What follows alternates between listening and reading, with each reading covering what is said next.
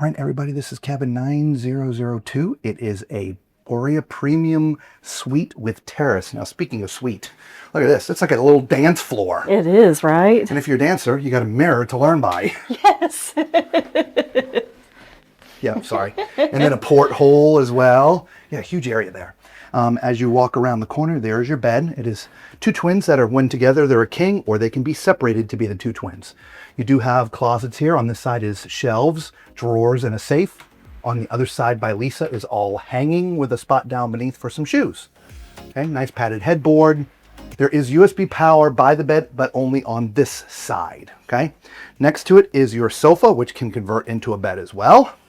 Across from here, you do have a really big TV, right? You have power. Oh, this also all lights up, right? So two European, two US, two USB. There's a table and a stool, some drawers, mini bar, some shelves. You're all hooked up. And a hairdryer. But let's go look at the balcony, because this one is about the balcony, right? You start back here and you get to go all the way around to the front. I think it's the biggest balcony on the ship. I believe. Yeah. Huge. Imagine being out here on a sea day. Nice. Right? I mean, it might be a little bit windy, but just imagine the views. I'd do it. Oh, yeah. I would do it for sure. All right, absolutely. Let's go to the bathroom. Actually, we got a, yep, there we go.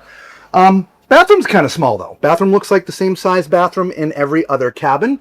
I would have expected it to be a little bit bigger, but it's a decent sized shower for someone my height at 6'4". Toilet's in a great spot. And you got your wraparound mirrors with your shelves, makeup mirror power, the whole rest of the 9 yards. But it's really about that. So let us know what you think of that balcony. All right, until we see you on the next one.